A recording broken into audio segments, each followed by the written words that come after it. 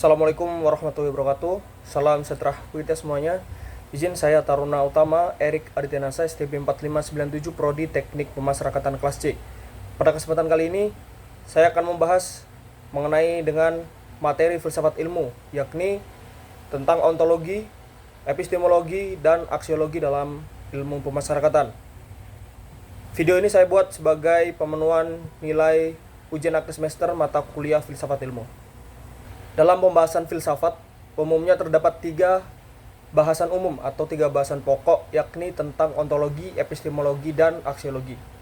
Untuk lebih mudah memahami 3 komponen utama tersebut, perlu kiranya kita membuat sebuah poin yang bisa ditekankan pada komponen tersebut, yakni ontologi menjelaskan mengenai pertanyaan tentang apa, epistemologi menjelaskan pertanyaan tentang bagaimana, dan aksiologi menjelaskan pertanyaan tentang untuk apa.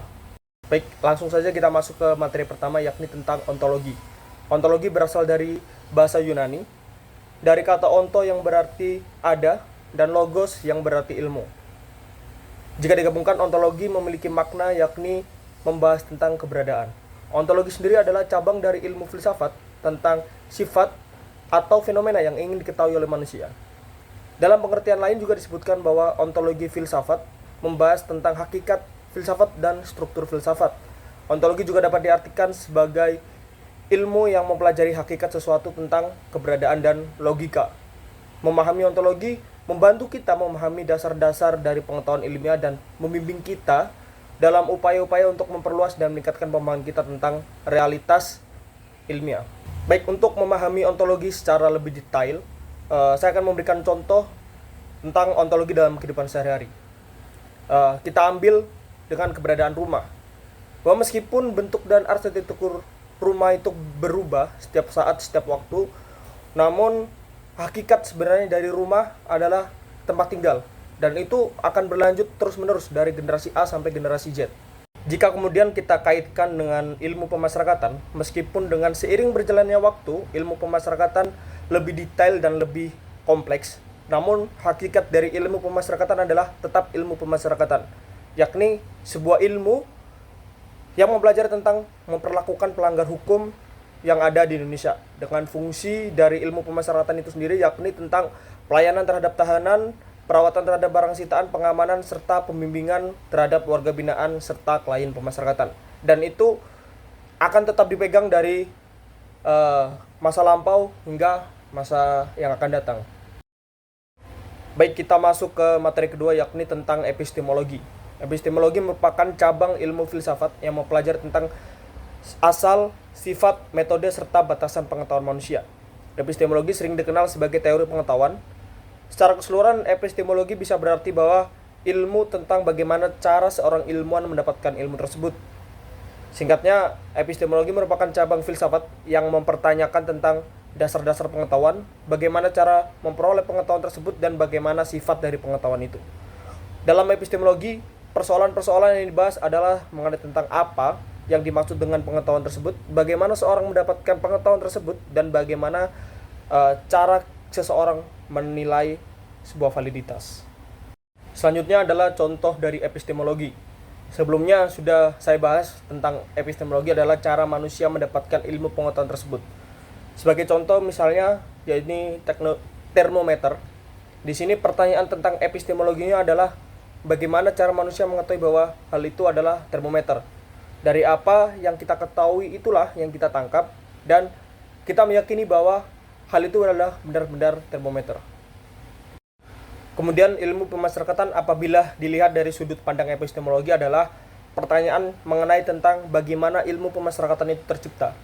Ilmu pemasyarakatan itu tercipta atau terbentuk karena adanya seorang yang melakukan pelanggaran hukum, di mana orang tersebut kemudian menjadi tahanan atau narapidana, sehingga kemudian orang tersebut dibina untuk bisa lebih baik lagi.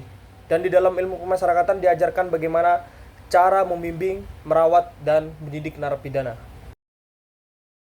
Kemudian kita berlanjut ke materi ketiga, yakni aksiologi. Aksiologi juga berasal dari bahasa Yunani, dari kata axios yang berarti nilai dan logos yang berarti ilmu. Dan kemudian jika digabungkan, maka aksiologi memiliki makna ilmu tentang nilai. Dengan aksiologi kita mempelajari tentang apa dari guna ilmu pengetahuan tersebut dan hal-hal apa yang dapat kita ambil dari ilmu pengetahuan tersebut. Contoh dari aksiologi yakni tentang nilai-nilai yang terkandung di dalam Sumpah Pemuda. Para ahli memberikan definisi yang beragam terkait dengan aksiologi. Namun pada dasarnya menekankan tentang pentingnya nilai sebagai tolak ukur untuk kebenaran, etika, dan moral serta hubungannya dengan penerapan ilmu. Dengan aksiologi kita bisa memilah apakah ilmu pengetahuan yang kita peroleh tersebut bermanfaat atau tidak bagi kepentingan bersama. Maka jika kita masih membahas mengenai tentang ilmu pemasyarakatan, maka dengan aksiologi kita mencoba untuk mengetahui apakah ilmu pemasyarakatan memberikan manfaat atau tidak di kehidupan kita sehari-hari. Misalnya dengan kita mengetahui bahwa sesuatu itu adalah ilmu pemasyarakatan, kita bisa lebih mudah untuk menentukan bagaimana cara kita membina tahanan dan narapidana, dan bagaimana kita bisa mengenali bahwa ilmu pemasyarakatan itu adalah komponen yang penting untuk keamanan dan kesejahteraan bersama. Selain itu, ilmu pemasyarakatan juga mempelajari tentang tatanan merawat barang rampasan dan sitaan negara. Dengan semua pembelajaran yang ada di dalam ilmu pemasyarakatan tersebut bertujuan untuk menciptakan ketertiban, keadilan, dan cara memanusiakan manusia. Dari apa yang sudah saya bahas dari awal, bahwa diambil kesimpulan bahwa ketiga cabang ilmu filsafat ini saling melengkapi satu sama lain. Jika ontologi mempelajari tentang hakikat keberadaan atau fenomena apa yang diketahui oleh manusia, maka epistemologi akan mempelajari bagaimana cara memperoleh pengetahuan tersebut. Kemudian aksiologi akan menjelaskan mengenai tentang guna dan fungsi dari ilmu pengetahuan tersebut. Mungkin cukup sekian penjelasan saya mengenai tentang materi ontologi, epistemologi, dan aksiologi. Kurang lebihnya saya mohon maaf. Wabillahi taufiq wal hidayah. Wassalamualaikum warahmatullahi wabarakatuh.